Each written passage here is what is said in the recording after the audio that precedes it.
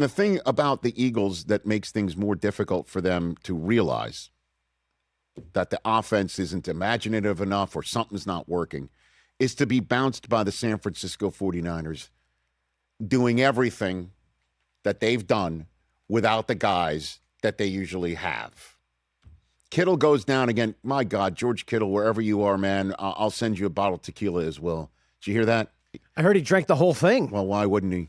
Diana was reporting. Wanted a bottle of tequila sent to the locker room after he blows out his Achilles in this game. What a shame. And it's just, hey, football gods, can you just stop taking people like him off the field? Can we stop this sort of thing? For real. He goes out, and now he's done for the rest of the campaign. And the Niners just keep on chugging. Okay, the Eagles are like, we're running it back. We got the same guys. These are the same guys, and it's no longer working for some reason, and we don't know why. We can't put the finger on it. Fans can't get an answer. And the Niners are like, okay. No Brock Purdy, we'll bring in Mac Jones. Ayuk never showed up. Yep. Yeah. Pearsall can't stay healthy. Juwan Jennings, the first month of the season, in and out of the lineup. Here comes Kendrick Bourne for 19 million yards.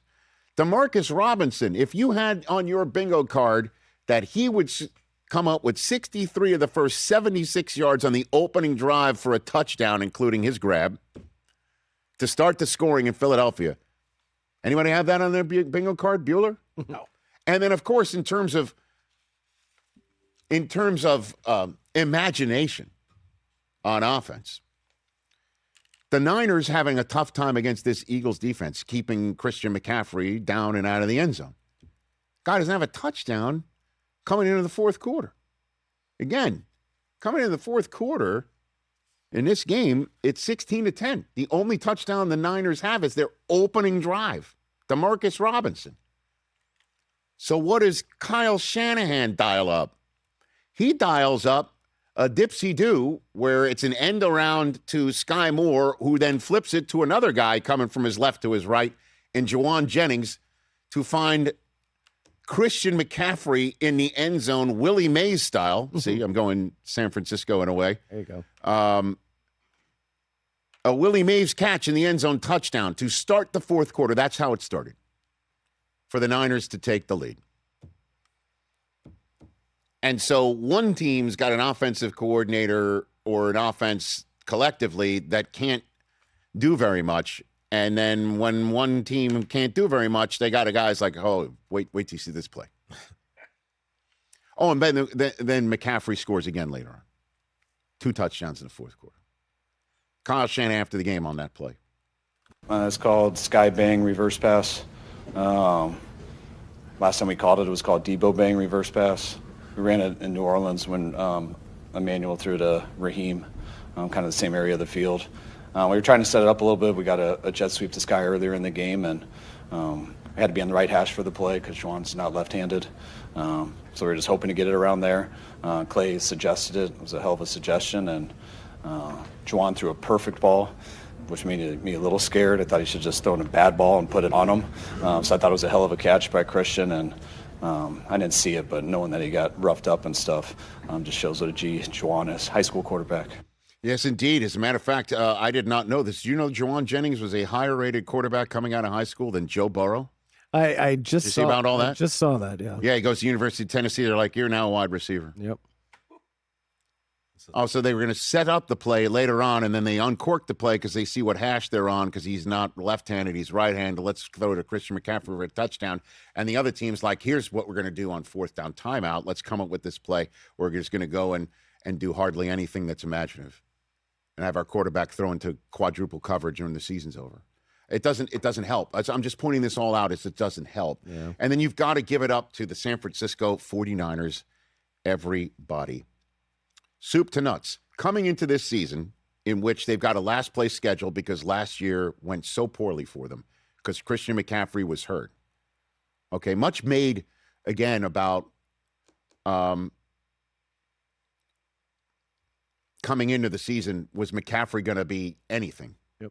Right? Remember there was even that scare before the season where he's suddenly questionable on the injury report prior to the week one, And you're like, uh-oh, because the last time that happened, the guy wound up with 2 Achilles problems and hardly did a damn thing.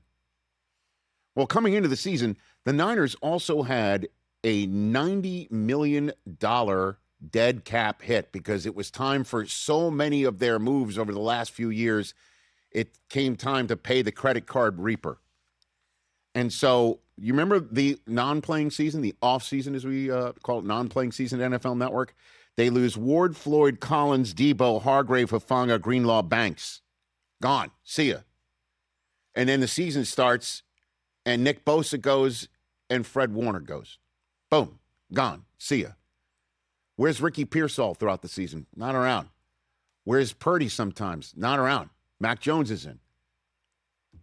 Okay. Where's Kittle sometimes? Not around. Hey, fans of Seattle, they know. Niners fans know too. Folks who think that, Kittle's gone, they're effed. Look up who scored the game-winning touchdown in Week 1 in Seattle, where they're going back in Week 20. Jake Tonjes. And again, Ayuk never shows. He's best known this year for speeding by the stadium rather than inside it. Got to give it up, man. Got to give it up. Kyle Shanahan, what a job he did this year. And it also helps to have Brock Purdy come back from injury, have back-to-back games with accounting for 5 or more touchdowns on a Monday nighter in Indianapolis and then against a Bears team who knows, they might see again in a couple weeks.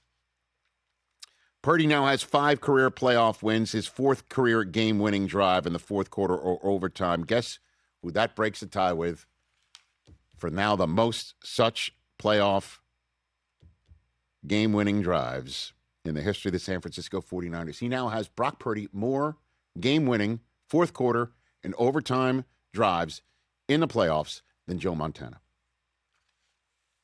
That's it. Can't get any better than that. Maybe ever, let alone for the San Francisco 49ers. And this is what Shanahan had to say about his QB afterwards. So impressed because there were 2 mistakes he'd love to take back.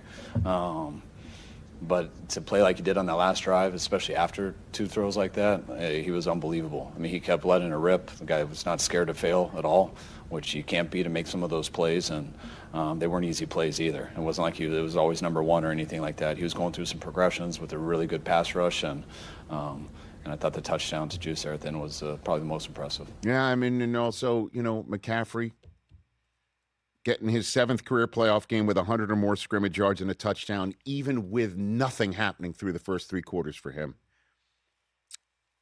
He's tied for 3rd most all-time in that regard.